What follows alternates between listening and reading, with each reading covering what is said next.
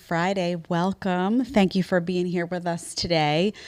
Oh man, what a night. Hartley was not sleeping again, which was fun. The night before the power, I think when we had Vinny on, the power went out. I don't know if I shared that story live. I can't remember. But basically it was the middle of the night, all of a sudden, dead power.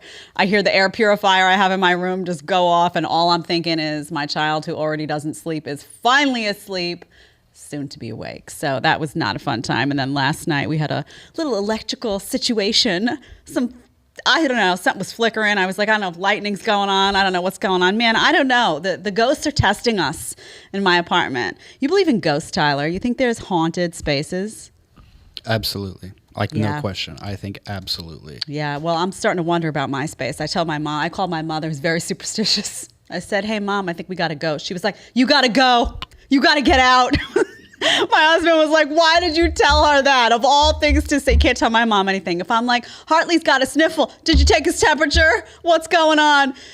If you tell her like, oh, I see a shadow. There's a ghost. Move. Come on. Call the moving company. She's very dramatic, very Italian. What am I going to say?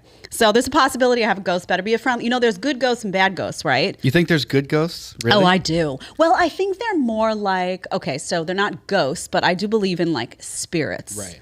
So I think there's like spirits of people who have passed on that kind of linger. Mm-hmm. Like, for example, my son, when he was really, really little, like fell in love with this little painting we had of my cat Bronte, who died years ago. And I was like, Bronte's sitting on that. Like, he must see Bronte somewhere, like in the room, like the spirit of that cat. Let me tell you, that cat had a bold personality. So her spirit's probably around. And he just had such a bond to this little animal that he never even knew. So I think there's spirits of animals and people that are good, that kind of like linger around after they leave. Those aren't ghosts, though. And then ghosts, I feel like, can either be bad, like bad news, okay, it's haunted, or maybe it's spirits that have some unresolved something in that space. Mm-hmm. Something unresolved. Maybe do I watch too much TV, Tyler? So we go to South Carolina every year. Okay. In South Carolina, we go just outside of Hilton Head.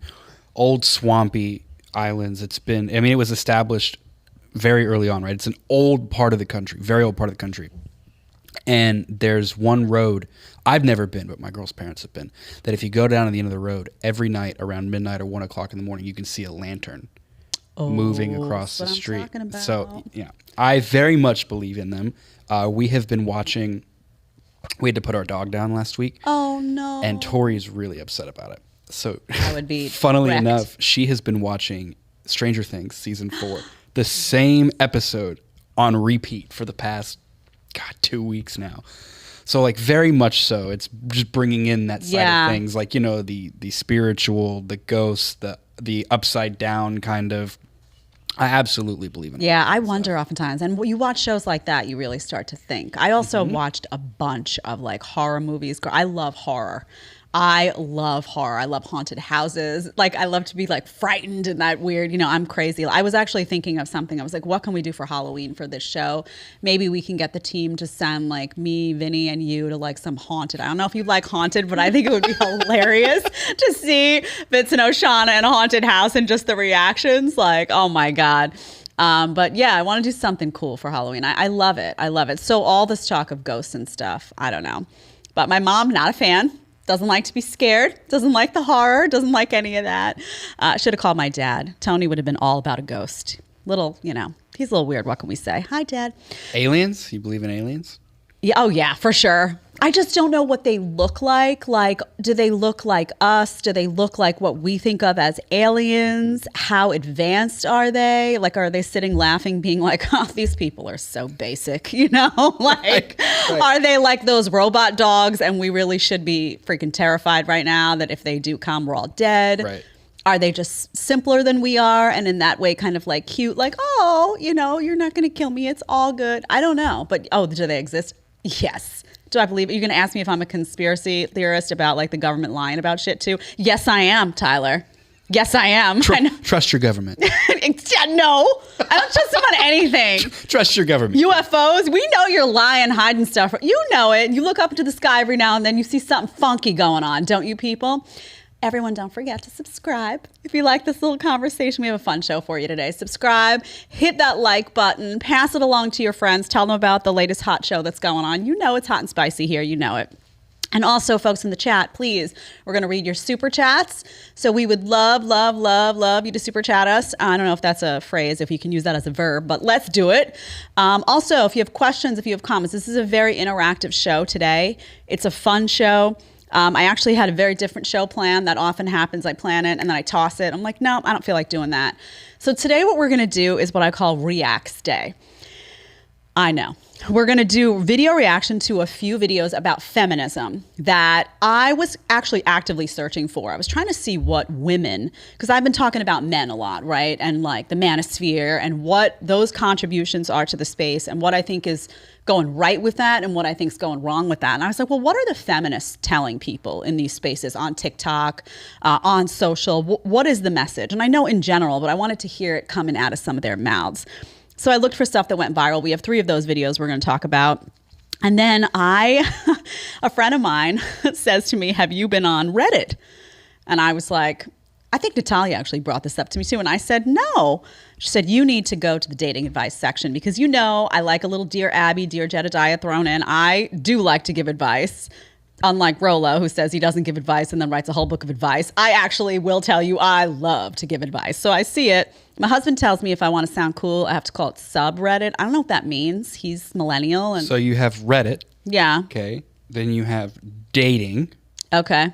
Okay. Then you have dating advice. Like you have the main page. Oh, it's like sub. Yeah, exactly. I got like it. threads. See, Jeremy, why couldn't you explain that nicely? Tyler knows that I'm, aged.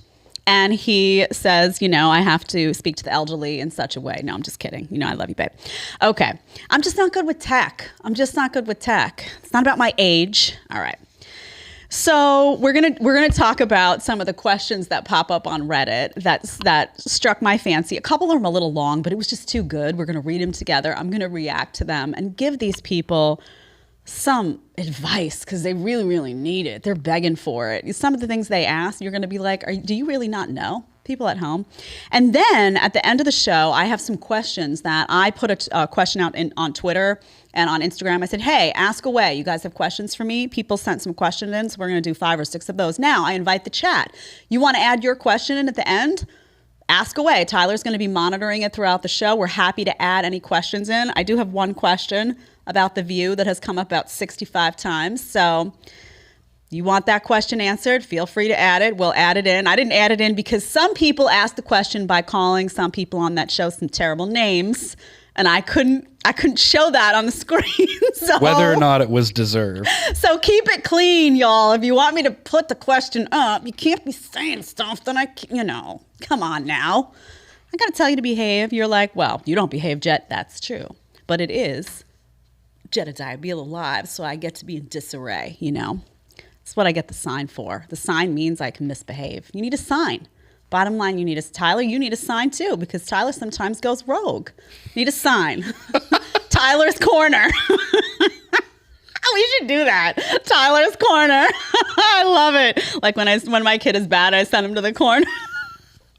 Oh man. See, I didn't sleep now. I'm making myself laugh. That's a sign of a bad comedian, right? I'm like Jerry Seinfeld style now. I told something funny, kind of funny. Tyler laughed. I should have just kept a straight face, but then I started laughing and now I just look dumb. Y'all know it. All right, let's get started. You're like, Jed, why are you so tired today? All right. We're going to start by talking about the patriarchy 2022. Let's talk about the patriarchy. Let's see. This is from her perspective. Wow. Perspective. Remember when they wanted to change history to her story because history was had his in it?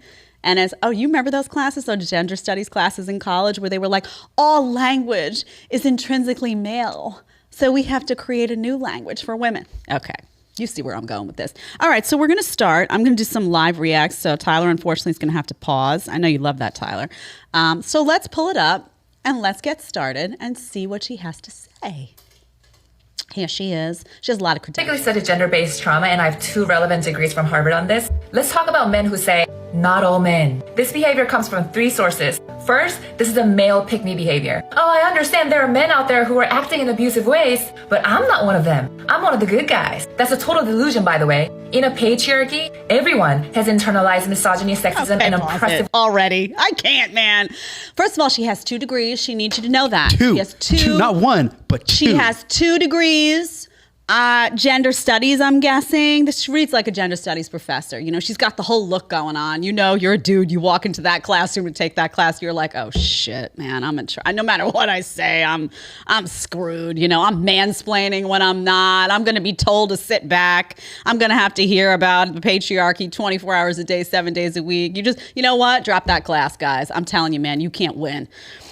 Anyway, she has the 2 degrees, so we have to listen. She starts off, though, already with that nonsense about how, because we're in a patriarchy, which I would question, are we? Are we, though, in 2022? Do you really think we're in a patriarchy? Think about it. Because of that, everyone has this intrinsic misogyny, okay? I cannot stand when people do this, when it's like you cease to be an individual.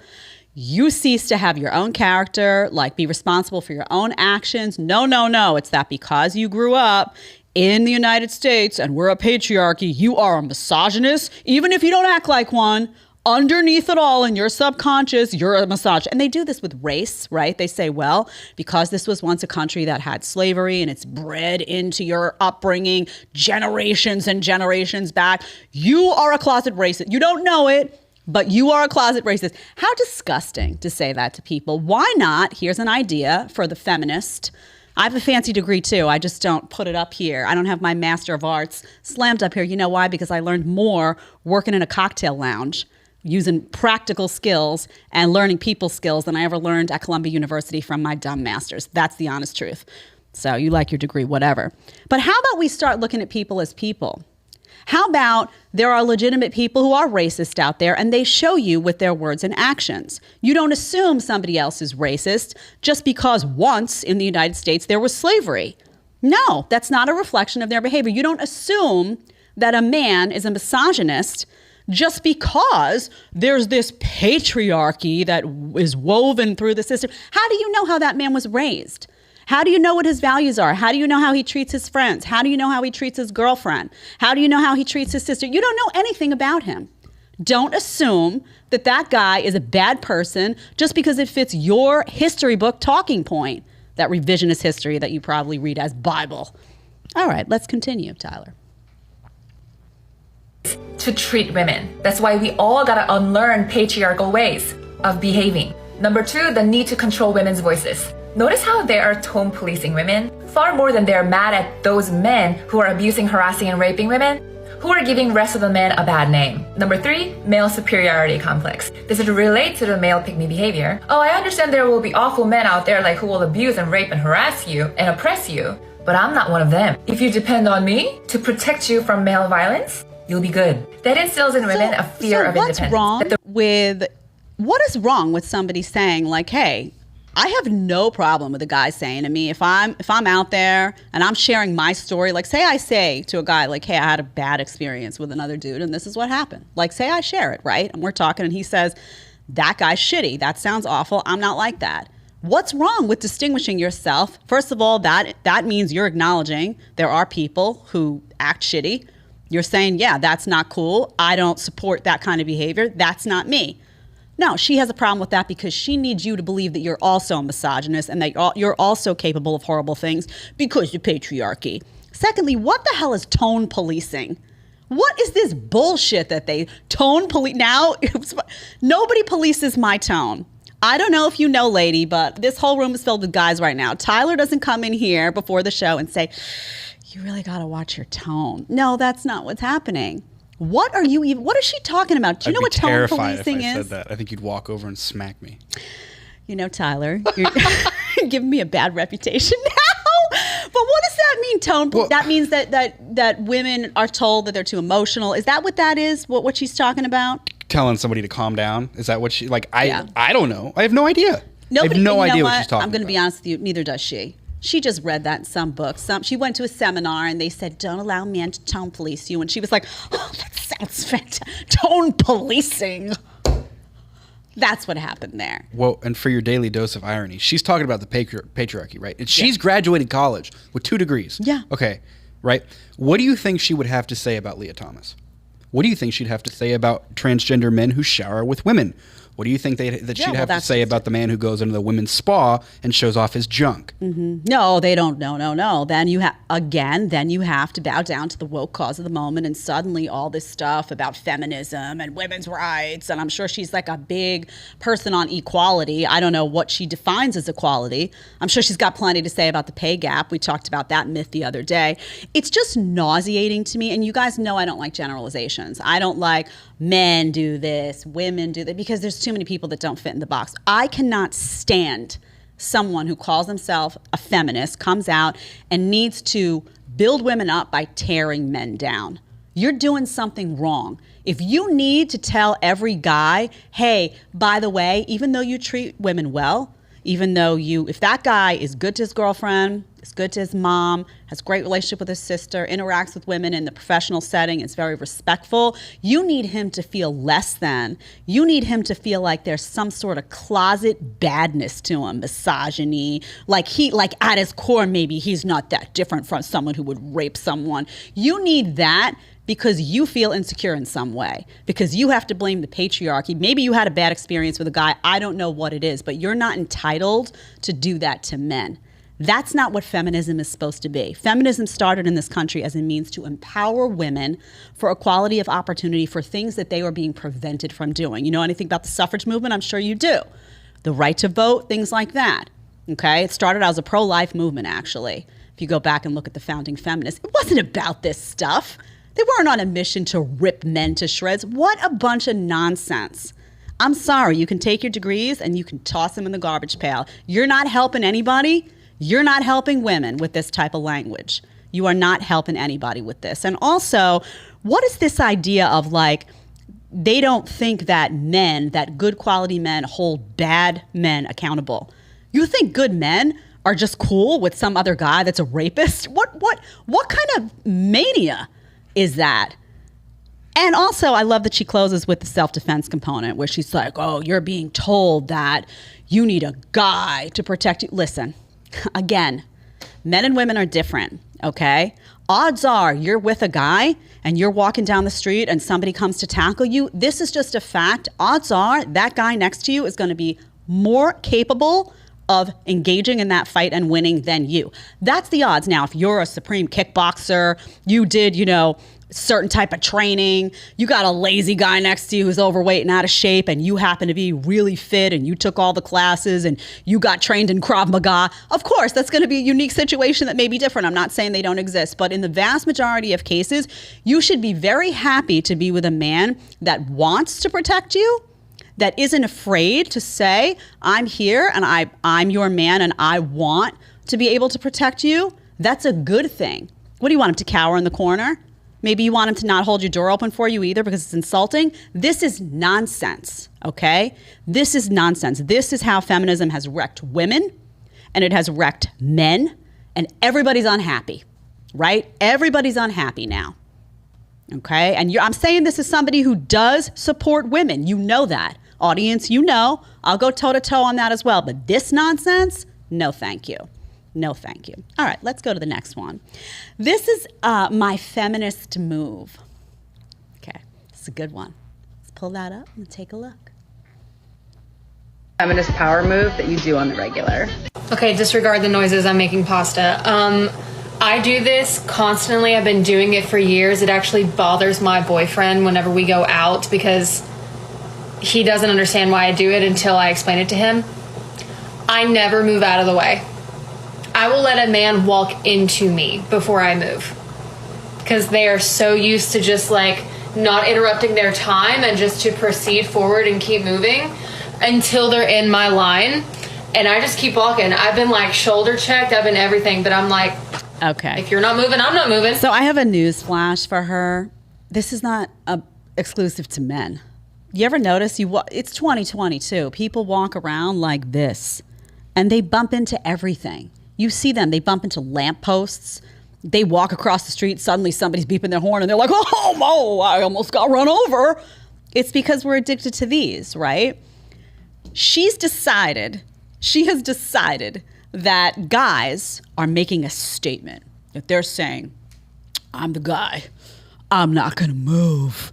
And I'm big and I'm strong. And now she's like, she sees him coming and she's like, I'm not going to move. And it's like a battle royale. This is ridiculous. Most guys are just walking around. They're like spaced out. Most people just spaced out. They got a million things on their mind. They got the phone in their hand. It's not all strategy. Also, how ridiculous. Who cares? Somebody's walking toward you, man, woman, or dog. Just move out of the way. I don't understand. Do people, I wouldn't want all that sweaty arm coming into contact with mine. I just move out of the way. Why does everything have to be about power upping somebody? Like, oh, well, it's a guy. I'm going to feminist move. How stupid. Is this not the dumbest stuff you've ever heard in your life? I mean, not to belittle, like, listen, maybe she's a nice girl. I'm not trying to make a personal attack here, but like, this is dumb, Tyler. Well, what it gets me is this video has 900,000 likes. The other one has 1.3 million. Yes. People enjoy this. It's like, dude, just move. Here's the thing, though. Don't make it worse. You said this the other day. If it's already garbage, don't make it worse. What? Just move out of the way, man. Why? What's the difference? Oh, you know what?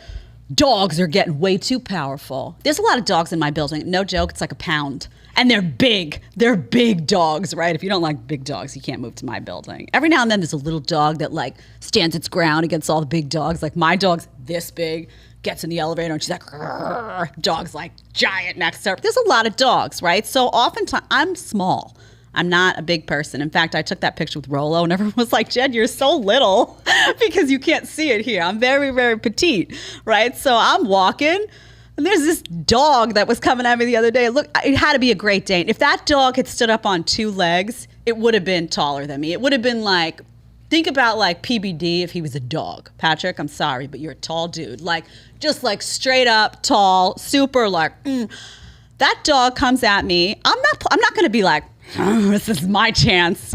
This is a building for humans. This building is not owned by the dogs. I'm going to no, honey, I'm just going to move out of the way. I don't need dog all up on my skin.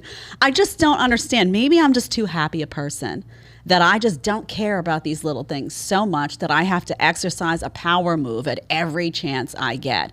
But Tyler brings up a good point. It has a ton of likes, he said. This is the problem, right? These people are now messaging to women, teaching young women, like, you're supposed to exercise your authority. You're walking in a mall and a guy's coming at you not paying attention. You stand your ground, woman. I mean, it's dumb, but think about an impressionable young mind. Now you got all these women that are like, yeah, these men, they're trying to just push me over. Meantime, the guys are just like, what? Like, I'm tired, man. I just got this text. What? Oh, they don't. That's all. Life is a hell of a lot simpler than you're trying to make it all kinds of complicated. That other girl with the degrees trying to instill in young women that all men have somewhat of an evil intention underneath. That's dangerous. You understand how this is dangerous? We covered a lot about the manosphere, and I talked about some things that I felt were dangerous, like trying to out-strategize someone on day one, or trying to say you want a main and then you want, demonizing stuff to women, stuff where women feel like they're being objectified. And now I'm talking to women and I'm saying, this is not acceptable. This is not acceptable to do. You don't get to label a whole bunch of men bad just because you decided the patriarchy is something you want to talk about that day and you want to blame the patriarchy in 2022, no less, for everything. You don't get to do that. And then you go on social media and you inculcate, like you're like, oh, let me get to the young ones. Let me get them to believe that men are bad. This is crazy what's going on. And then we all wonder, oh, why is the dating scene so messed up? Oh, what's going on out there? Can you imagine that girl? You go on a blind date. And that girl with the 2 degrees shows up. And you sit down, you're a well-intentioned guy, and you're just like, hey, nice to meet you. And she's just like, strategize. Like from minute one, got you judged. You're the you sit down on date 1, you are the patriarchy. No matter what your life looked like before, no matter what you have to bring to the table, you are innately bad as far as she's concerned. You have no chance. And you should just get up and leave because that's some psycho stuff that's coming your way. You hang on for a few weeks. You think the glasses look cute. You're like, oh, I like a brainy girl. You're going to be hurting in a few weeks big time. I'm just telling you. What do you think? Serious question. Yeah. What do you think if Betty Friedan dropped today in 2022? What do you think she would say to all this? Oh, I think that... And of course, for those who don't know, the author of The Feminist, the godmother of modern feminism. The godmother of modern feminism. I think everybody... Gloria Steinem really like changed everything. But I think everyone before, like even if you look at, you know, Susan B. Anthony, go all the way back and you can do a lot of research. People can do research on founding feminists being, you know, pro-life, which always infuriates everybody. But I think they would be absolutely horrified that feminism has become a pro-promiscuity, pro-abortion, man-hating movement, when really what it was supposed to be was a way to, again, you know, look at society and say, we want women to have opportunity here to do what men do. We want the right to vote. We want, you know, rights to pursue a career. We want to be looked at as someone who is a citizen with the same potential. We want, you know, we want opportunity, not equality of outcomes, but we want opportunity and own property, like all property. Yes, these basic. There was a time when women were denied basic rights that men had. These were rights that men had. That's what they were fighting for, and it's totally distorted now. It's totally distorted now, and it's political and it's man hating.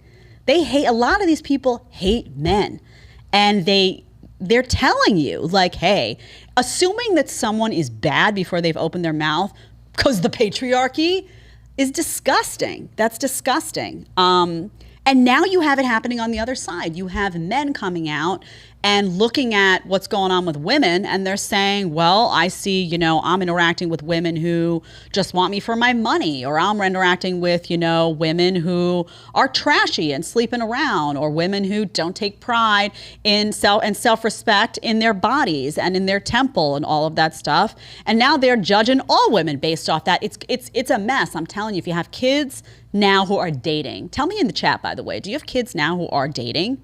I would love to hear, because, and by kids, I mean, you know, people in their, you know, teenage years who are starting to get out there, late teens, early 20s, in college, who are dating. It's horrible. It's horrible. There's so much like coming out of college with academia, hate this one, hate that one, this one's got an agenda, that one's got an agenda. Then you add in this nightmare. Oh my gosh.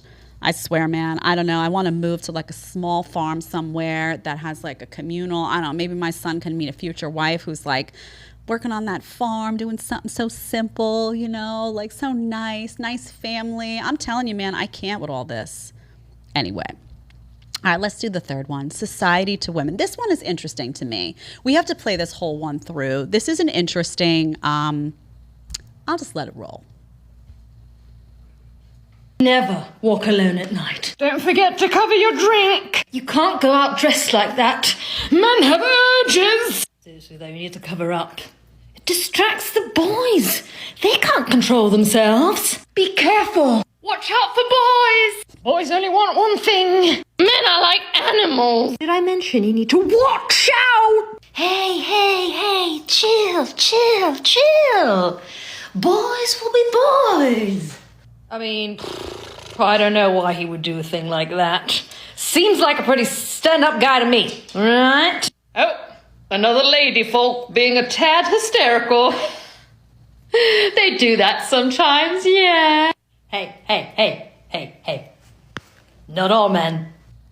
I don't really see this inequality thing as a particularly urgent issue. So I think this is interesting to me because the initial message I got out of it was that society just confuses everyone. I think everyone who watches that one gets a little bit of something different out of it. But society can be confusing, right? Because in one breath, it's like men are all pigs. You know, you have people that say, oh, if you dress a certain way, you're inviting rape. You remember that whole discussion.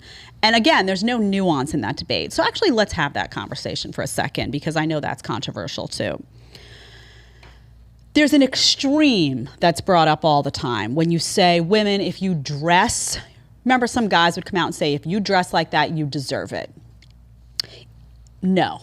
No. Okay. If you dress super sexy, slutty, and now it's getting even worse year by year, right? Pretty soon it's going to be people in the club just naked, like just thong underwear. I mean, it's like ridiculous. If you look from 15 years ago to now, what's happened, it's just, soon it's going to be like, two of those, those little nipple covers that are clear, that and like a thong underwear. And that's going to be like, have you been to a rave? In New York City, yeah. That's what it is. That's what it is. Yeah, we're there. But like in regular, I'm talking about people who go like out on Saturday night to a regular lounge or bar, not even a rave. It's just less and less. Women are just, the skirts are it's really unreal. People who have daughters out there, I don't know, man. You guys must do something to calm some CBD or something in your private time, because I cannot even imagine. Honestly, I really can't. And in 10 years, who knows? And now with the selfies and you never know. Oh, terrible. But here's the thing. No, are those people inviting danger to their bodies? Are you saying like, oh, there's an excuse for someone to rape a woman? No, there is never an excuse to inflict harm, danger on another person. That's a crime. Okay, so I don't care what somebody does in terms of what they wear or how they walk or what you think they're inviting.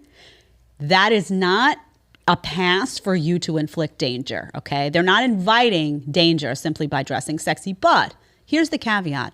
What are they inviting, right? What is going on there?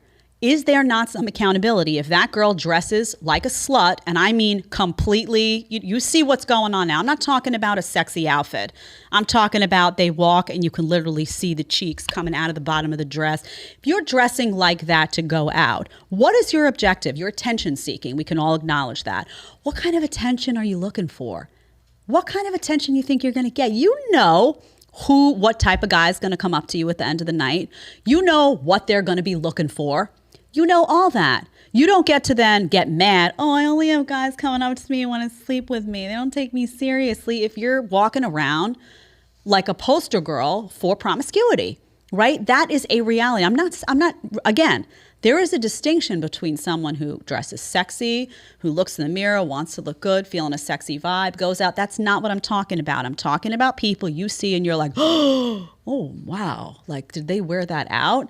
Like you pull to the side of the road and say a small prayer for their parents, hoping they don't see it and just like go bonkers.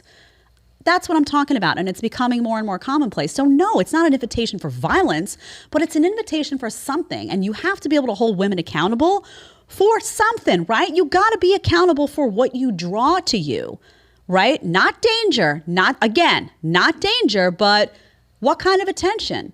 What are you looking for? At the end of the day, what do you expect somebody to glean from that?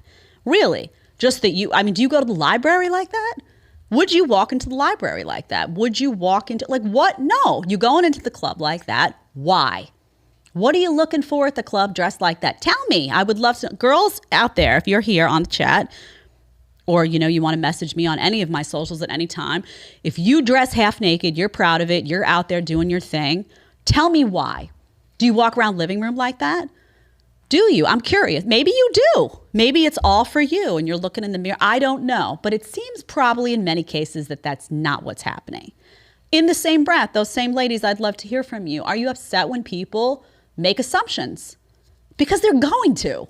What do you expect? You see a guy walking down the street, no joke, no top, no pants, and he's got just a little handkerchief covering the schlong, okay?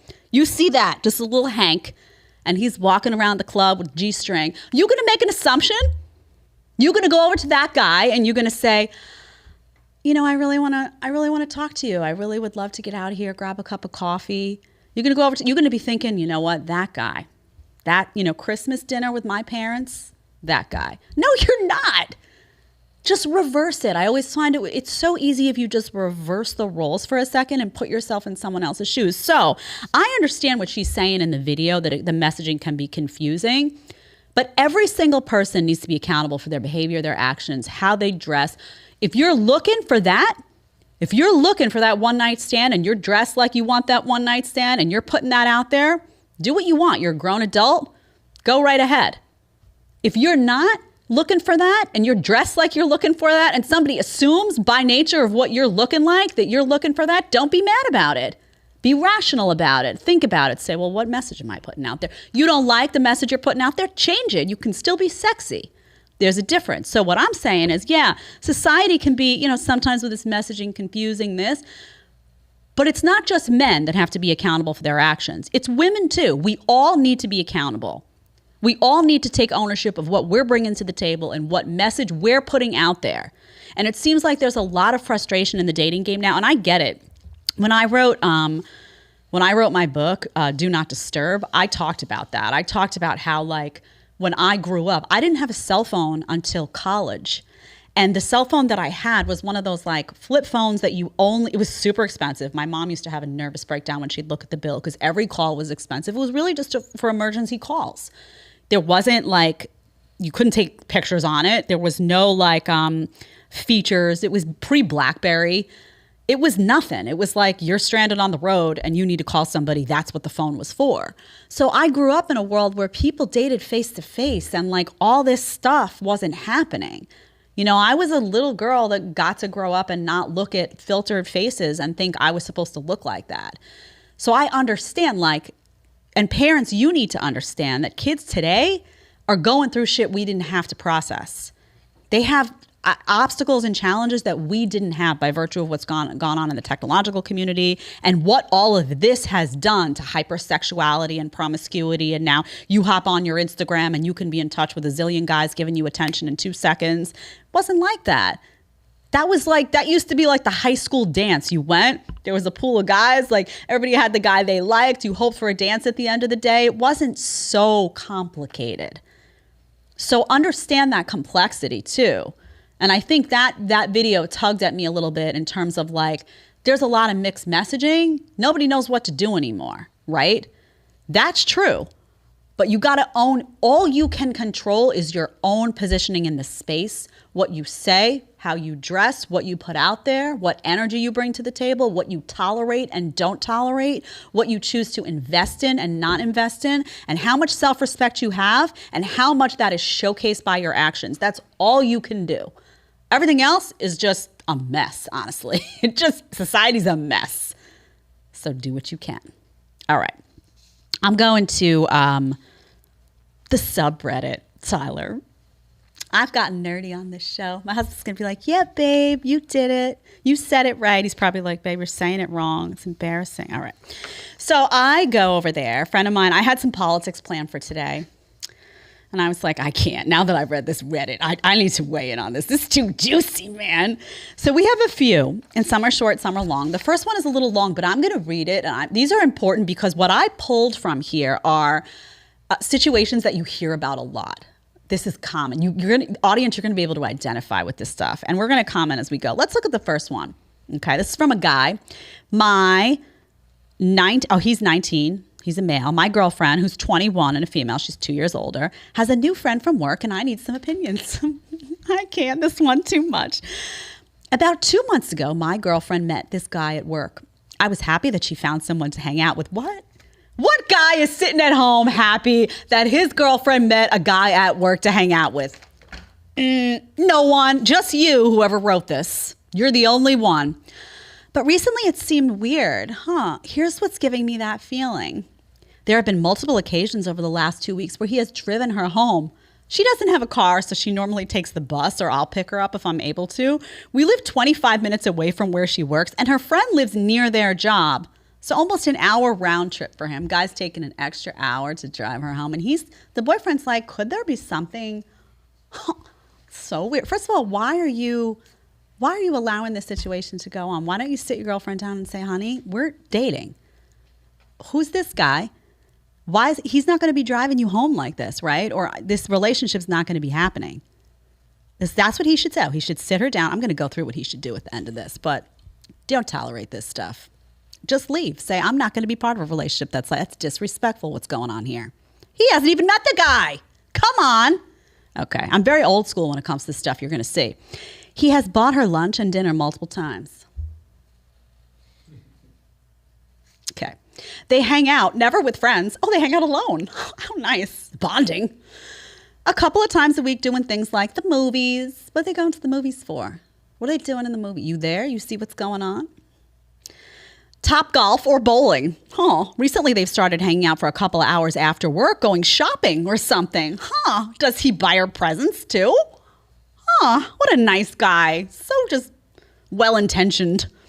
But when they hang out aside from that, she's normally home 5 hours later. I mean, is this a real post? Come on. This guy needs to be like whacked in the head with something. I'm not calling for violence, but seriously, come on. What is going on here? You just watch the pileup. It's like a car crash and you just keep watching car after car after car. And he's still not quite at the conclusion. I need some advice. Somebody tell me what's going on here. Wrong, and I just can't put my finger on what it is. Okay, 4, he's recently started saying, I love you.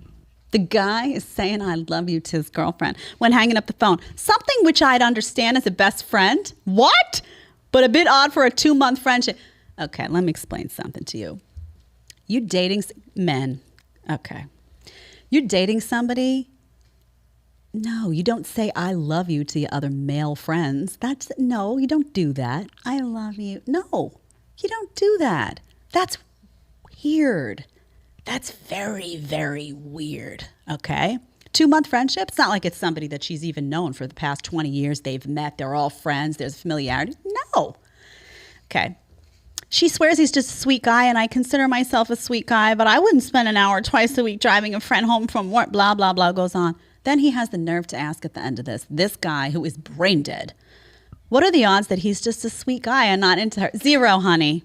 0. Not only that, I hate to break it to you, but there's a lot that's been going on behind closed doors that you don't know about. Lots of, stuff.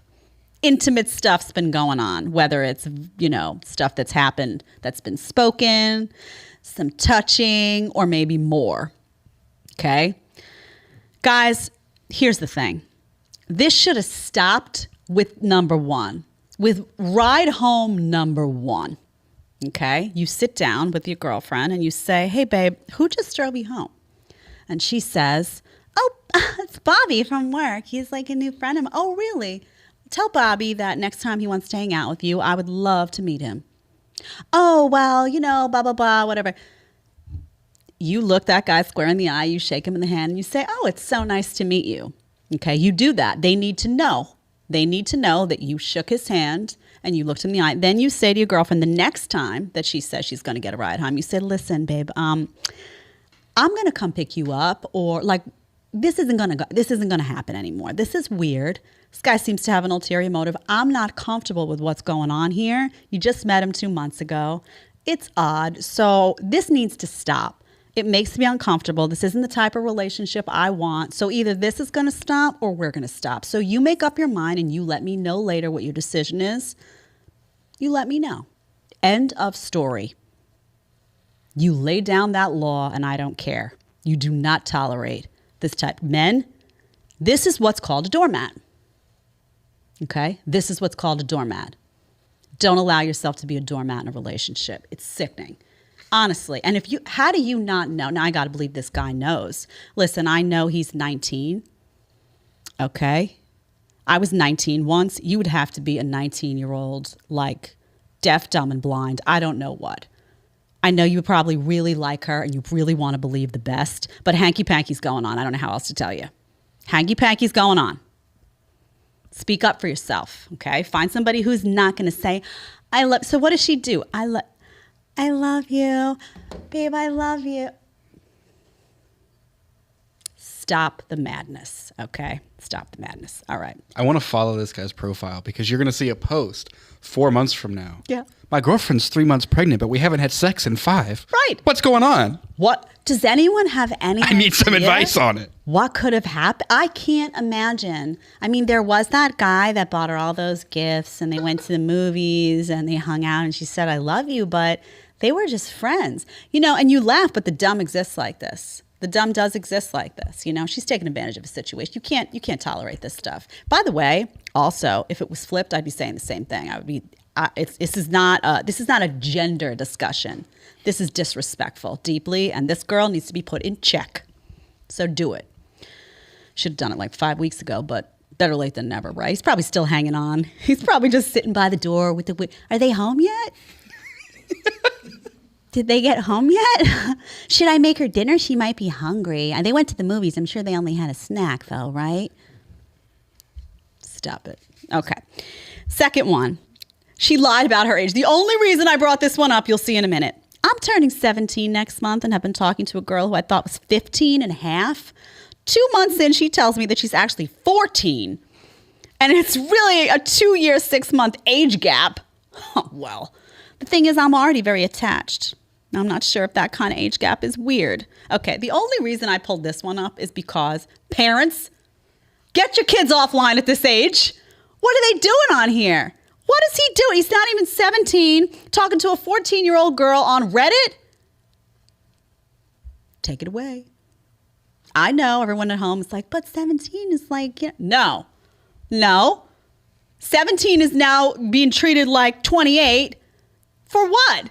17, he's not even 17 yet. He's having this whole conversation. Who's going to answer him and give this young kid who's a baby now advice about his age gap at a 14? Parents, get your kids offline at this age. I don't care. I really don't care what you have to do. Buy him a flip phone. My flip phone worked just fine when I got a flat tire on the side of the road, is all I'm going to say. All right. Next. Seeking for support. It's not really an expression, but we'll take it. Grammatical errors and all. Just figured out that my wife used a second WhatsApp number. Oh, how nice. I would be so grateful if anyone could help me out to get her texts and everything on that WhatsApp without touching her phone. Please, I need this. Okay, listen, honey. Your wife has a second WhatsApp number. She's doing something shady and dirty. We both know that. You know it. I know it. The guy who she's doing it with knows it as well. Or girl, who knows? We all know it. Okay? But this is not the answer. Okay? You now become an obsessed, looking for the phone at night, wait until she goes to sleep and seeing how to unlock stuff, trying to get on the computer, hiring a private detective to find. No, you know what? You're going to go gray. You're going to develop some type of acid reflux, right? Your gut balance is going to be all out of whack. You're going to start drinking, smoke. We'll see you. You'll become some type of crazy, I don't know what. It's not worth it.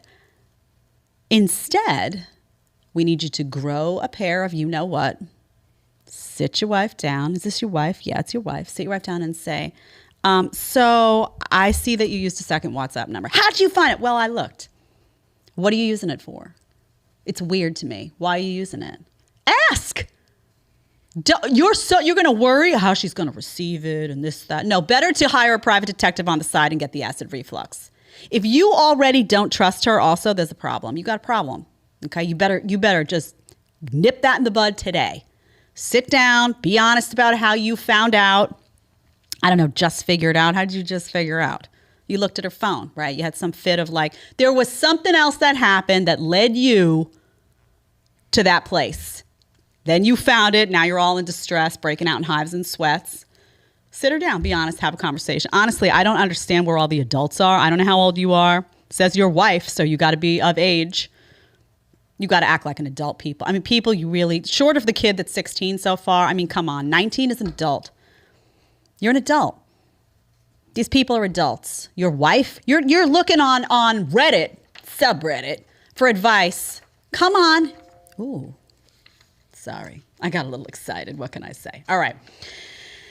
Let's move on. Texting another guy while on vacation. What's wrong with these men? God, I mean, what is wrong with these men? Come on. Grow some cojones, people. Come on. Listen, they have said for years that testosterone rates in males are plummeting, and this is what you get. This is what you get. Low T.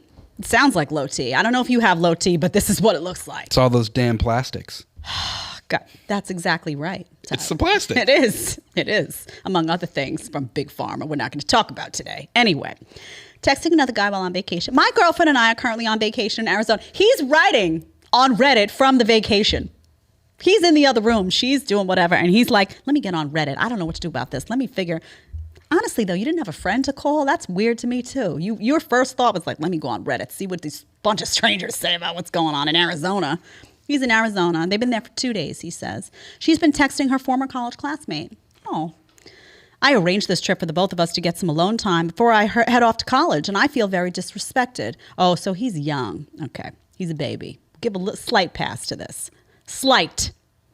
My dad's at home like, no. When I was in high school, I was already acting like a man. I know, Dad, what you're saying. This guy's 23. He's Oh, 23. says 23 at He's the not end. 17. Well, I thought he was going He's off- not 18. I thought he was going off to He's college at the 23 proper years old. age, but like, at the age when most people go off to college. Right. But, okay, he's 23. Never mind, take that back. He's an adult. Okay, I arranged this trip, blah, blah, blah, before I head off to, I feel very I'm not texting anyone, he says. I made a point of telling my friends I'll be on vacay, as he should. I'm on vacay with my girl. Don't be bugging me up, hitting up my phone 24 hours a day. I don't have time. I'll reach out when I can. But here she is constantly texting him. Should I confront her about this? Reddit? I don't want to ruin our trip. But honey, she already ruined the trip. She's in the other room. You're in Arizona and she's texting her old classmate. You're worried you're going to ruin the trip by bringing it up? No, better to have it fester in you, make you sick, make you hostile toward her. Then she reads that, gets hostile toward you. The whole trip is, why don't you just sit her down and say, hey, babe, what are you doing on your phone this whole time? What are you doing? Why are you talking to that guy 24/7? Would you rather he be on the vacation? Because I can buy my trip home. I can get myself a ticket and we can fly him out here and you guys can have a great time. I'm tired of this. Guys, listen, can I give you a tip? How do I say this? Confront women as if you're cool to just head out. You see that attitude I just gave? Hey, listen, you're talking to your college class. Do you hear the tone of my voice? Hey, I noticed you're talking to your old college classmate a lot. Yeah, well, blah, blah. All right, well, you know what? I made this trip for us, for you and I to hang out, and I'm here, and I told my buddies and my friends to give us some time. You seem to not want the same thing. Would you rather have him come out? You guys can spend a great couple of days together, and I'll head out? Because I got other stuff that I could be doing. Does that work for you? You want me to figure out, maybe I can help set that up? Do you hear the tone? She'll be like, by the time you're done with that and you go to take a shower and you're just cool, calm, collected, she'll be twitching. And she should be, because this is disrespectful. Instead, what guys do is they panic, right? For some reason, you panic in moments like this. And you're like, so much so that you're on Reddit. Come on. And why are all these guys afraid to bring it up to their girlfriends? Are you dating like way out of your, like something's going on. You're dating way out of your league and you're afraid they're going to leave you. And honestly, you need this? How much out of your league could somebody be to be worth this type of stress? Zero. And you wonder how far this stretches into other parts of their life. You know, like my boss kicks me. He just kicks me a little bit harder every day. And I don't want to be confrontational about it, but enough is enough. Like, geez. Right. Like, are they like personalities that don't confront any type of problem? Right. They keep working me 5 hours more a week, you know, and it just keeps piling on. And I don't want to ask for a raise. I don't want to go ask to go home. But, you know, at some point it's like, dude. Well, that's true. Like, if you're not standing up for yourself in this area of life, see the assumptions that are being made about you now, which is fair. Is he not standing up for himself in any area of life? I mean, it's kind of a pathetic look. Honestly, it is. You got to stand up for yourself. This is not, by the way, can I just tell you guys, this is not an attractive look for men. It's not attractive to be pathetic. It's not attractive to be a doormat. It's not attractive to tolerate your girlfriend texting some other guy and you don't do anything, or your girlfriend going to the movies with some other guy. What's she doing going to the movies with some other guy? What is she doing? You don't even know him. That is batshit crazy. It's not attractive for you to sit by and allow it. That's not you being a good, I'm trying to be respectful. No, that's not. What you're doing now is tolerating disrespect and sitting back like a coward. Not attractive. She didn't want to sleep with you before for some reason. Now she really doesn't. Really. Go in there and give some type of ultimatum. Not like, you can't do this. Don't seem all, just be like, hey, listen, I don't need to be here. I got other things I could be doing. You don't want to be here? Okay. I know somebody else who would enjoy this trip. I'm out. Cool. Nothing rattles somebody else's feathers like you being cool. Just saying. Okay. This one's great. My girlfriend is mad at me because I can't specify a type. I'm going to come to you on this one, Tyler. Not asking your type, don't worry. Recently, my girlfriend asked me what I find attractive in a woman. From ethnicity, specifics, to hair colors and styles, to body weights and types. My problem is that I find most women attractive in their own ways and am much more likely to like someone based on who they are than what they look like. So now my girlfriend has been giving me fairly cold replies for a few days because she doesn't feel special or unique enough for me to love her, even though I've told her how much I love her many times. Basically, I'm at a loss for what to do. Okay. Run fast. Run fast. This was a trap, honey. This was a trap because she is a certain type, right? So you either say you have a girlfriend who's blonde and skinny and pale, right?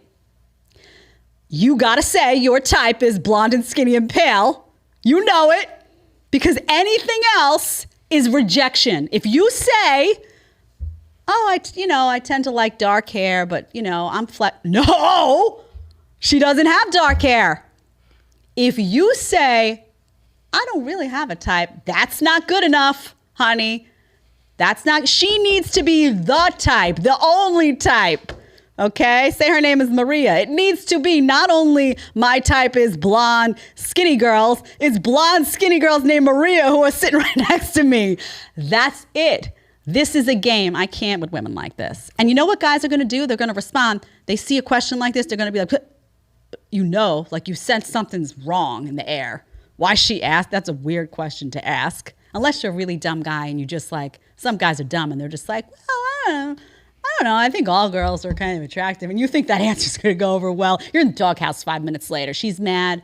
She's like this, scrolling through her phone, just looking at you. You're like, babe, what's the matter? Nothing. No, nothing. I'm just tired. Well, and when he says blonde, skinny, pale girls, every time a blonde, skinny, pale girl, you think she's attractive? You think she's prettier than I am? Is that what you meant? Like that girl over there? Is that what you? No, honey, that's not what I meant. I meant more like you. Really? Tyler started with run, run, run. I'm telling you straight up, I don't ask these questions to guys. Again, I don't play the game. People play these games. She starts with these questions. Leave. I'm telling you, man, this is going to be the first of many questions to come that aren't going to go well for you, okay? Or you're going to be having to out-strategize somebody. You're going to be exhausted. No answer is a good answer. She's going to feel bad no matter what. She's going to lie and say to you, I'm not upset. I'm upset that you won't share it with me. It's like you think I'm asking for the wrong reasons. She's asking for the wrong reasons. She's got a little twisted something inside. She got herself a little twisted, and she's looking for you to say something wrong so she could be mad. This is looking for an excuse to be mad. I'm telling you straight up. You heard it here first. Don't answer. Oh, what a silly question. I mean, who cares? You know what I would say to that, babe? Who cares? I'm with you. Like, this is a dumb I'm not playing this game. Done. Okay. Tyler, you ever had a girl ask you this question? I'm going to ask. This question? Yes. Do you have a type? No. No. I don't think I have. And like props to the guy, because whether or not he's full of it, he gave a decent, like my problem is that I find most women attractive in their own ways. So he's not super shallow. Like good for him. It's not going to work for her though. Well, of course not. No, that's a bad answer, because now she's going to be like, he dodged that question. And what do you mean you find, you know what the response to that is? What do you mean you find most girls attractive? So that means that you're going to be just equally drawn to girls who don't look like me as people that do. I thought it was like me, like I was your type. Like, I'm telling you straight up, somebody who asked this question, there's no win in it for you. It's game over. Go get yourself a pizza, a beer, a green juice, whatever digs your fancy. Turn on a good movie or a basketball game and just seriously find some peace. It's not going to be in this conversation, the peace. I'm just telling you straight up. Tyler's looking out for the guy like, oh, is it good? That poor guy is going down a lonely road of fights. Just saying. Okay. Two more. How do I tell my boyfriend he's gained too much weight and now sex is uncomfortable? This is too much. I generally prefer a more heavy-set partner. So she says, I prefer a more heavy-set partner. But recently, my boyfriend has put on a lot more weight than when we first got together. I'm a smaller woman, so I feel the weight a lot more in bed. TMI, just saying. How do I tell him it's time to be more healthy without hurting him? I love him so much, and I know if I say the wrong thing, he will be completely crushed by it, as he's super self-conscious about his weight, but now sex is uncomfortable for me. Okay, you gotta... You know what I learned by doing these? Nobody communicates with each other. You got to just sit him down. This is somebody you love. This is your boyfriend. You have to say, babe, I'm planning, to spend a lot of years with you. Like, I love you. I care about you. I want you to be healthy. Like, add yourself into the mix. Say, you know what? Can we do it together? Like, I feel like I'm like kind of slacking off too. Like, can we like get on a better plan together? You don't have to say when you're on top of me in the bed, I feel like I'm suffocating. You don't have to word it like that, but you can say, I feel like... Listen, fat ass. Yeah. Hey, fatty. Humpty Dumpty. You don't have to name call and be gross about it and make him feel bad if he's self-conscious about his weight. But you can have, this is your partner, right? You can come at it from a perspective of, hey, I'm worried about, like, I don't want us to be unhealthy. I feel like we're slipping a little bit, both of us. Include yourself and say, I want to get on a path to do this with you.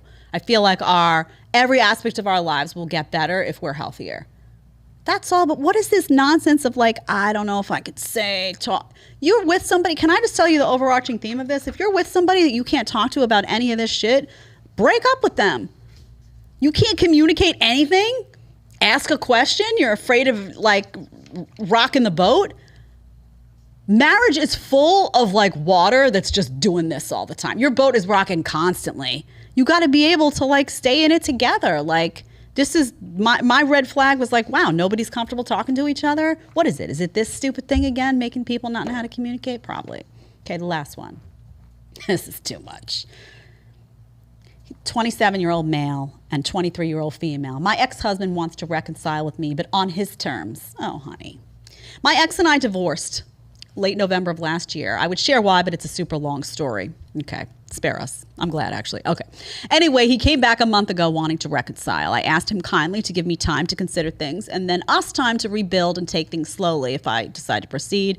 However, he's giving me ultimatums stating that he wants to get back together sometime this year soon, or he'll just get engaged to someone else. How ridiculous. But he'll propose anyway just to give me the opportunity to remarry. This is so ridiculous. Why do you need to write this on Reddit? This guy, okay, he may like you. More than wanting to marry you, this guy wants to be married. He wants to be married to someone. He's feeling maybe insecure. He's got something going on. He wants to be married to someone. Anybody who gives you an ultimatum like that and says either do it now or never, choose never. Go home. You feel sad. Get that pint of ice cream or whatever makes you feel better. Turn on that movie that makes you laugh. What's that one that I like all the time on the airplane? Oh, what's that? Bridesmaids.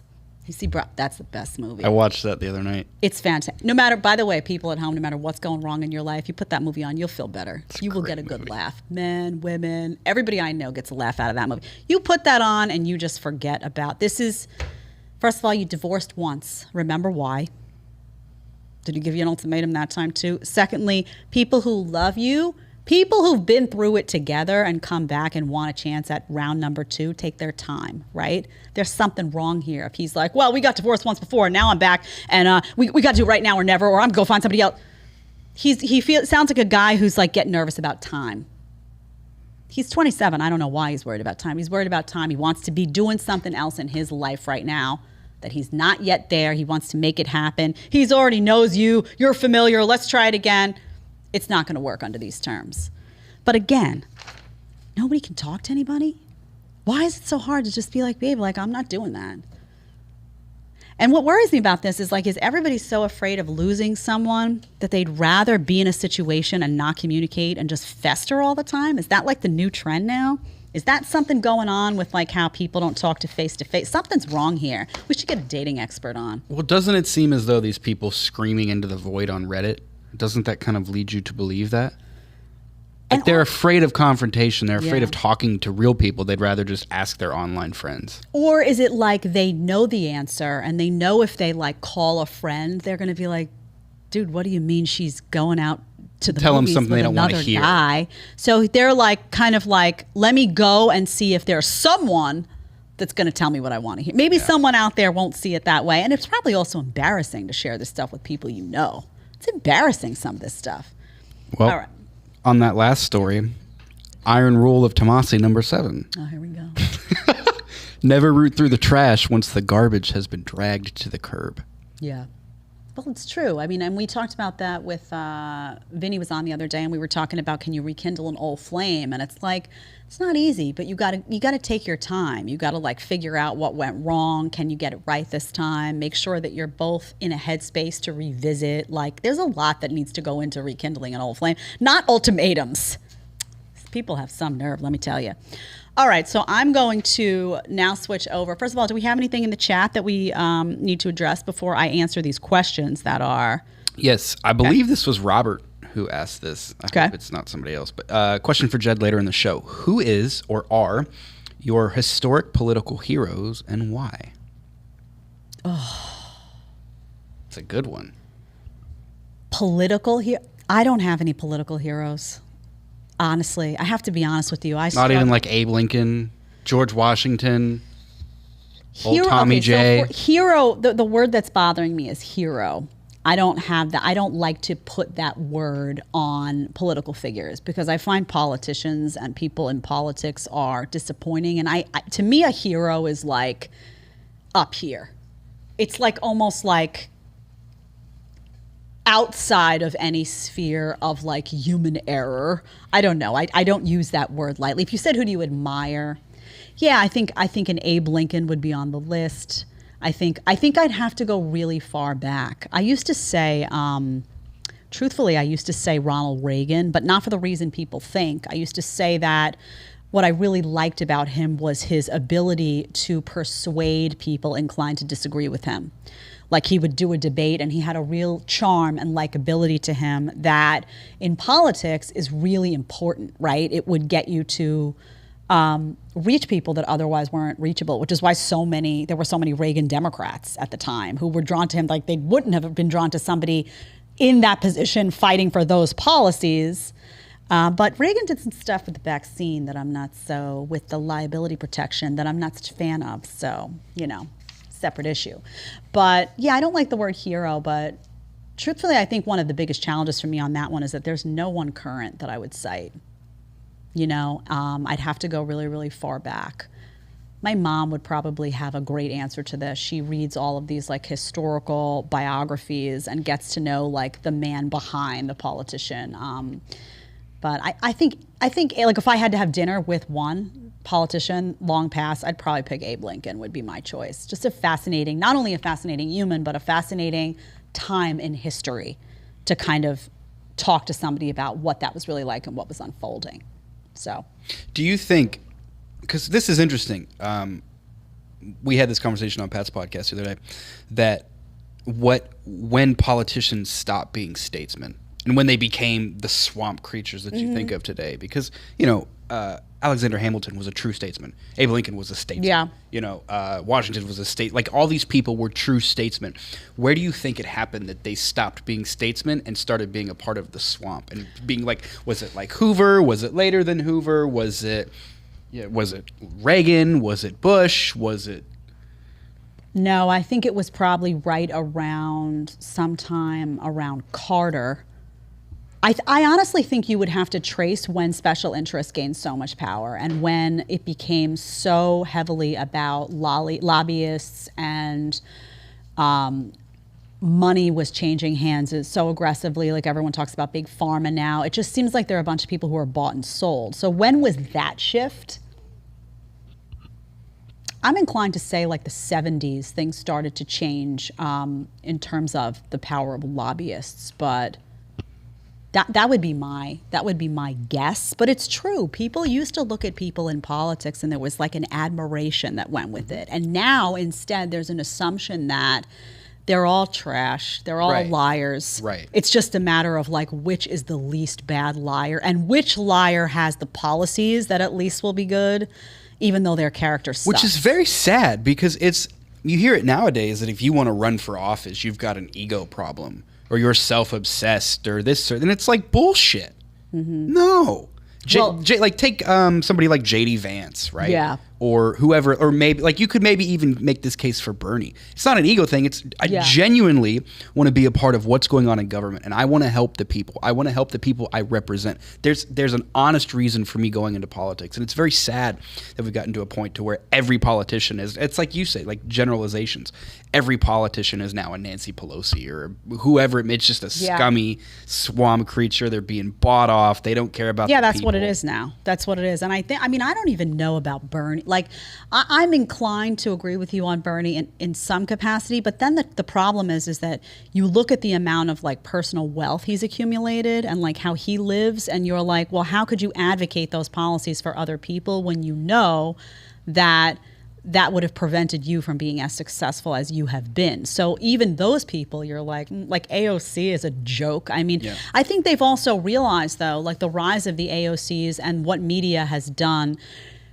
That's interesting too. Like, did media play a role in addition to lobbyists and special interests and finances and money changing hands? Did media glorification of some politicians play a role in them just the worst of the worst rising to the top? Because you look at an AOC, truthfully, she brings nothing to the table in terms of real policy discussion. She just falls completely flat. I don't believe that she's authentic in terms of what she actually advocates for. I don't believe that her own life reflects what she's advocating for other people based on what I've seen. And yet, look at her. She's on the cover of all these magazines. She's been glamorized. She's the best hope for 2024. That woman could run and win. I'm afraid to say it, but people watch out because it's not far from happening. So I think media media has played a very big role in that shift.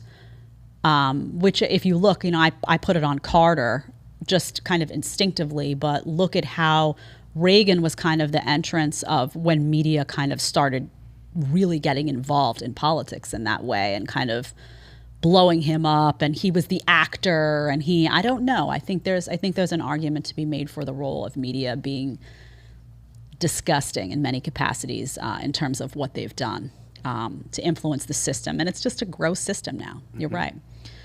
Okay, I'm going to get to these questions. I put out feelers on Twitter or Instagram, and I just pulled some because there were a lot, and like I said, some of them had some bad words in them about other people that I couldn't repeat.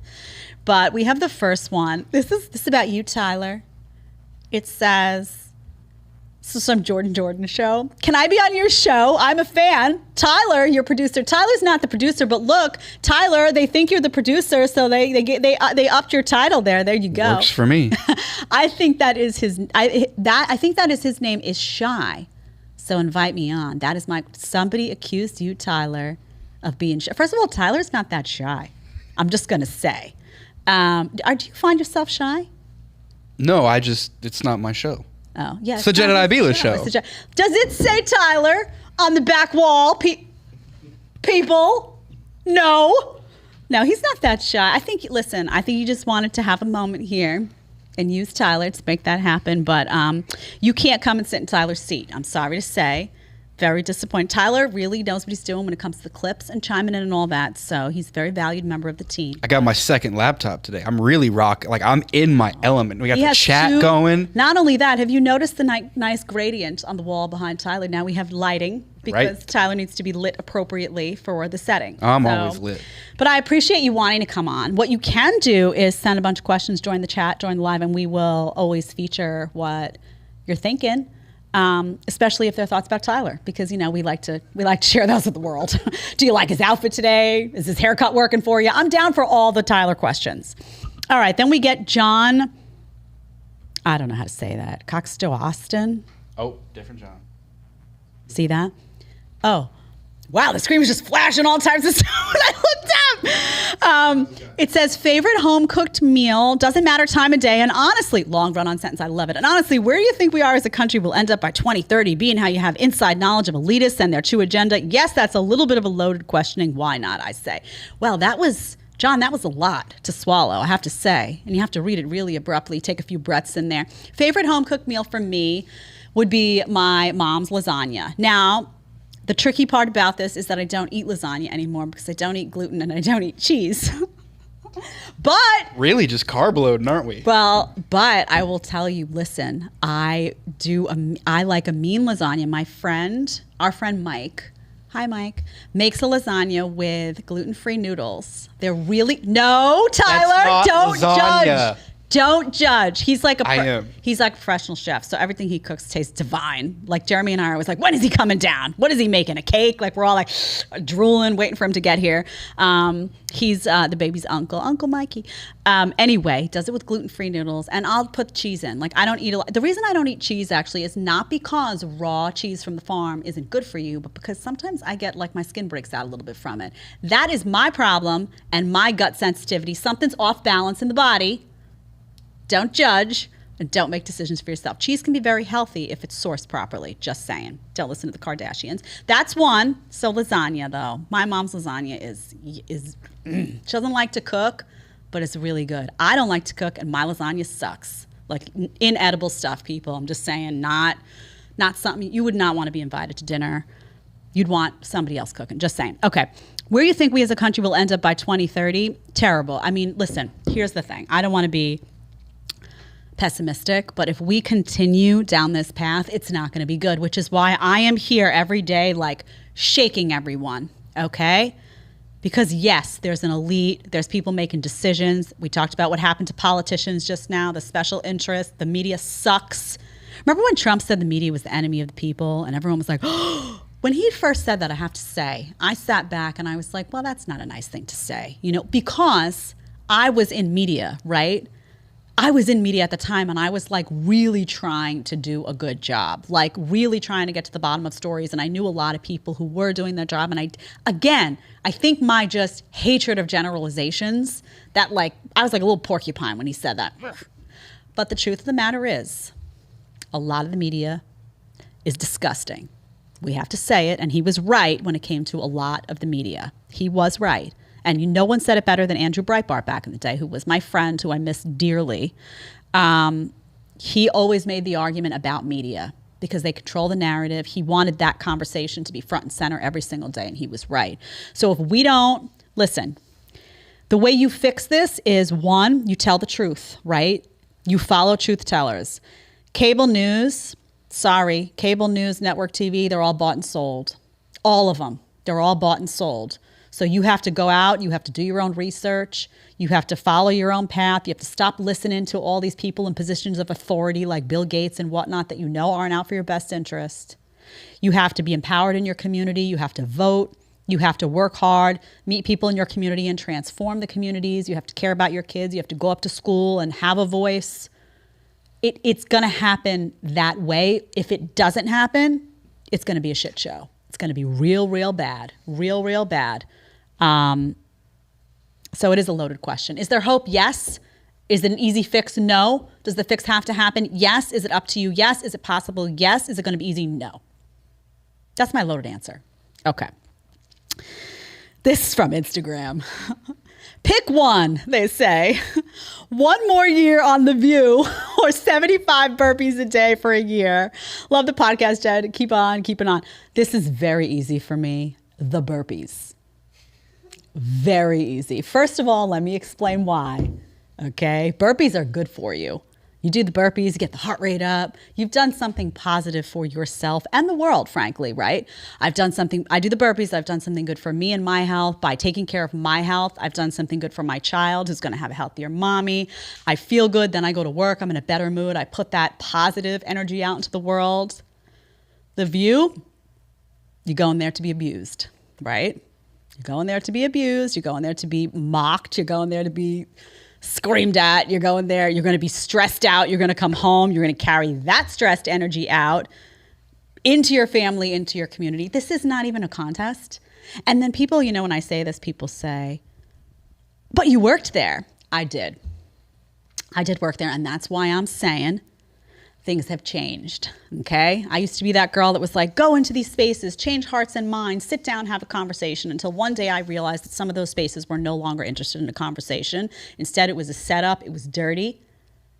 And so no thank you. I'm telling you, man, this area that emerged around media during the mandates and how that was covered exposed a lot of people and changed my mind. I was talking to them about going back on and doing appearances. You know that. I had a bunch of appearances canceled. I had always had respect for everybody on that show, including the EPs. What happened there was revealing to me. No, thank you. No, thank you. Sorry. My self-respect is still intact. I'd like to keep it that way. But the burpees sound great. I would do that. 75 burpees is a lot, I'm just going to say. Yeah, that I knew you were going to say that just because of the burpees. Oh, yeah. Like, you're like, yeah, it's healthy for you. It'd put me in great shape. I'd love to do it. Plus, burpee is like, it's good training. Just saying. Okay. All right. Next. That one got real big all of a sudden. How do you see this one from Matt F4? I'm going to put your photo on this long list of numbers. How do so many smart journalists, in quotations, become puppets for CNN and MSNBC if they don't believe what they're selling? So you're asking me two separate questions here, right? You're asking me a question about liberal media, and then you're asking me a question about media. These are two different questions. So when you're talking about left wing, like, you know, people go to journalism school, they come out, they know they're supposed to be looking for objective truths. They know what the job is supposed to be, right? The definition of what a journalist is. And then they go to work for liberal media and they become puppets. Well, first of all, remember, most journalists are liberal. I think there's a stat out there, Tyler. I don't know. It's like a very high number, the number of journalists that actually are Democrats or liberal versus conservative. The percentage is astounding, right? So by nature, now why is that? Because they go through academia, they come out, they go through those politics courses and those journalism courses taught by people who espouse liberal ideologies. So they already come out of the gate liberal, by and large. Let me know if you have that. You can interrupt me if you get it. So they come out liberal, right? From school, they start that way. And then I have to be honest with you, the second part of this question is not, I know you said CNN and MSNBC because I know that leads me to believe that you're conservative. So I'm going to just burst this bubble a little bit and just tell you it's not just liberal media, it's media, okay? Every single one of these institutions that you go to, in many cases, you're expected to be a puppet. Now, that doesn't mean you can't share your opinion. That doesn't mean you can't voice your opinion, but it does mean that you can step out of bounds and it's not cool. In other words, your opinion is great if it falls within these borders. Here, you work for CNN, MSNBC. I'm going to put Fox on there. I'm going to put anywhere, Newsmax. I don't care. I haven't worked at Newsmax, so it's hard for me to say, but wait. Here, your opinion? Yeah, but what if mine's over here? That's touching a topic we're not going to, nope, can't go over there. Okay, so what if I fall over here? Nope. Stay in the zone. Okay, so it gives the mirage of diversity of thought. It gives the mirage of different people debating different topics and feeling differently. Why? Because this is the zone and maybe I fall here and you fall here and somebody else falls here. So within the zone, we differ. But no one's saying this. Advertisers can't have that. And no one's touching this topic. Nope. Big Pharma can't have that. So you see what I'm saying? There's a lot that goes on behind the scenes that you don't realize. And the reason people become puppets is, I'll tell you, they want to keep their jobs. They want to earn a living. They make big fat paychecks sometimes and get book deals and all sorts of things. And it's worth it to them, right? In the same way that a lot of people got the vaccine while they were screaming from the rooftops about freedom, they went and decided, I work for a big television network and have a big microphone and I can't work in New York without a vaccine. So here you go. And then I'll scream about freedom on TV, but I really just do as I'm told. Okay? And that's the honest to God truth. There's too much of that in media because people who are drawn to media in large part want to be famous. They want to be famous. They want to be on screen above all else. Okay? You know how many times I told you that I would sit on a set and somebody would be like, Donald Trump, blah, blah, blah, blah, blah, and he's going to win, and he really, that, blah, blah, blah, and then cameras go off, and this is what you see. That's such horror. I mean, that fucking guy's not going to win. And I would be like, that's not me. Y'all know it. Got fired. Just saying, that's not me. So just know, and don't see, though, I appreciate the question, but don't only see it through that lens. It's not just the media avenues you don't like sometimes. It's also some of the ones you do like. It's a problem in media at large they've been bought and sold in many respects. And it's sad, which is why the podcasting world is booming because we just talk. We're just like, whatever. Okay. 2013 Washington Post, 7.1% of journalists reported as Republican. 7.1%. And this is a survey they run every 10 years. So in 2002, it was 18%. 28% identified as Democrat, 50.2% identified as independent, which is up from 32% in 2002. So I imagine they'll run this study again soon. It's every 10 years. Independent usually means Democrat. Leans right. Democrat. Leans left. Right. Leans left. The only people that will call themselves independent that lean right are people who sometimes No, actually, no, not in modern world. I was going to say sometimes conservatives who don't want that label Republican because they feel like the Republican Party betrayed them, like they're not conservative enough. But those people won't say independent, they'll say conservative. Independent is usually someone who leans left but doesn't ascribe to the crazy on the Democrat side. Like they don't want to be looped in with AOC, but they also are, Democrats. That's what's going on there.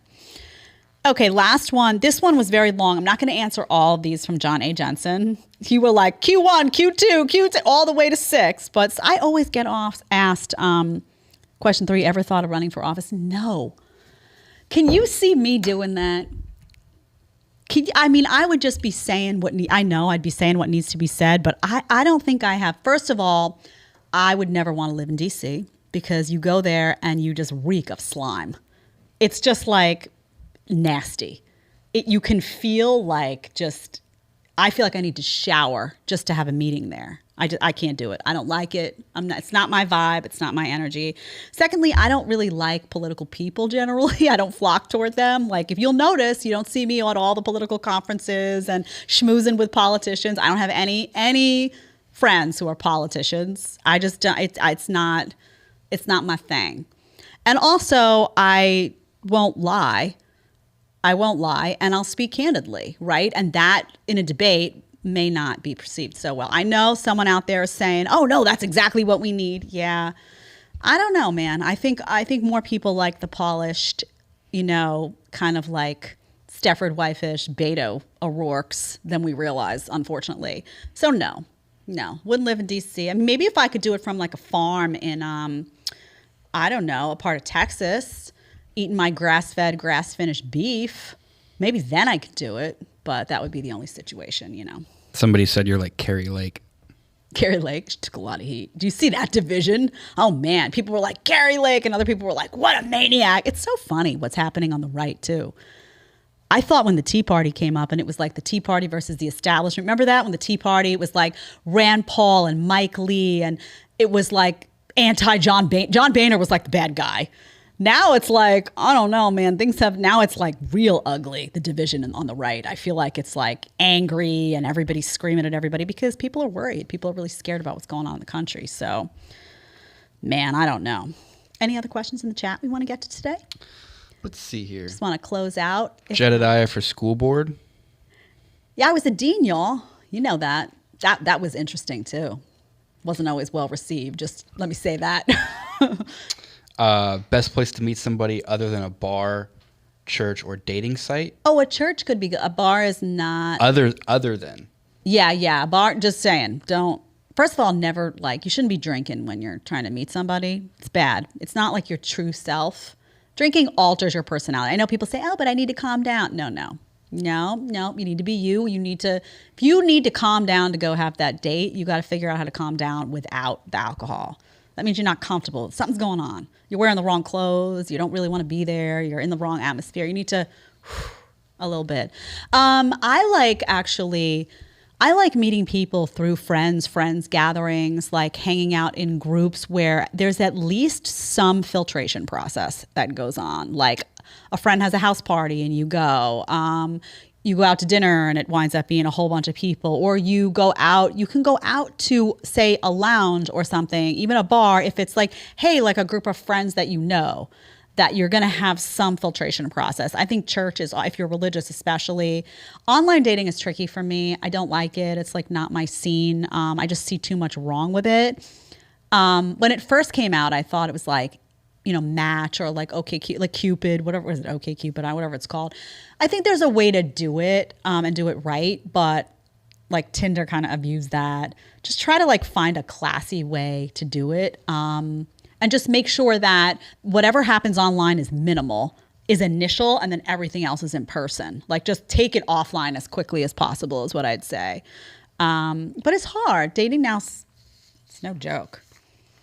Anything else we got? Going back to the relationship stuff, Wyatt asked, shout out to Wyatt, always in the chat. Hey, Wyatt. How did these games even start? Has it always been like this? It was much less. It was much less like this. Much less, because I think a lot of the games started with the tech boom. honestly, because people were able to hide behind screens and like say stuff that they would never say. A lot of people had less investment in one person because there were so many options online. All of a sudden, it was like this whole world opened, and like there was so much distraction going on. So there was less one-on-one attention. There were always people that played games, but when I was growing up, like those people were like few and far between. It was not the norm. When I started dating, it was not the norm even in my early 20s. And I think that's a lot of the frustration that's going on right now. I think the tech boom and the social media boom in particular really birthed a lot of the crazy. And also remember, people used to like come out of college, come out of school, and you'd want to meet someone. You'd want to get to know someone. So you had to make an investment in activities like to do that. You'd have to like actively try to meet someone, go up to someone. Like it was effort that was involved. It wasn't like, oh, let me pick up my phone and I have like all of these hundreds of people at my disposal, and hookup culture is facilitated by the phones, and hookup culture delays the time in which you actually get involved in something seriously. It's this. This thing is going to really be at the root. When the history books are ultimately written, this is going to be something that we look back on that wrecked culture in so many ways. I would encourage people really to go read, of all my books. The first book was called Outnumbered. It was about being a conservative in New York City and what it was like to be a teacher in a liberal school as a conservative. I published that myself. I refused to have it be edited. And I just wanted it to be very unfiltered. And I had just gotten into the business. And I was like, I'm just going to publish it myself. The second one is #DoNotDisturb. That's the book that I would tell people to read if they're worried about what's going on with technology. It really talks about all of that stuff and what life was like before and what we're missing. And parents or like people of dating age, go read it, because it'll shape how you, there it is, it will shape how you kind of live your experiences, and give you a shot to kind of find someone that's not doing this all the time, because I think the real path to happiness was before all that. That's my favorite of the third one is my baby. It's called Dear Hartley. It's my kid is on the cover. It's the best book of the three. The best book I wrote is Dear Hartley, by far. But this one is about tech boom. So if that interests you, check it out. And I think I also share a story about an ex-boyfriend who had a whole separate life in his phone. That was fun. Did I ever tell you that story, Tyler, about that? Briefly. Mm-hmm. Yeah. Briefly. Let's just say things were going on that shouldn't have been going on in the phone. And then some. But unlike the guys on Reddit, I said, oh, I just became aware of a whole bunch of stuff that's going on your phone. So all of your stuff is outside now, and you're welcome to leave. You can finish your coffee, but I have better things to do with my time. I'll see you later. That was it. Done. I had a great dinner that night. I slept real well, just going to say. All right. Anyway, thank you guys for being here on this Friday with us. I don't think it feels like a Taco Friday for me. I think it feels like Italian. I'm like feeling like type of like an Asian fusion food coming on is all I'm going to say. Maybe some Chinese food, homemade, of course, or some Japanese flair, perhaps coconut aminos tossed in with some veggies. Just saying. I think that's where I'm headed tonight. I love that you guys are here with me. Thank you so much. We have 3 shows next week, Monday, Wednesday, and Friday, 1 p.m. We have a guest. Don't forget to subscribe, to like. We have a really great guest on Wednesday. Dr. Gonzalez is going to be here. He's going to break down some stuff that's going to blow your mind. So we'll see you next week. See you on Monday at 1 p.m. Thanks for being here.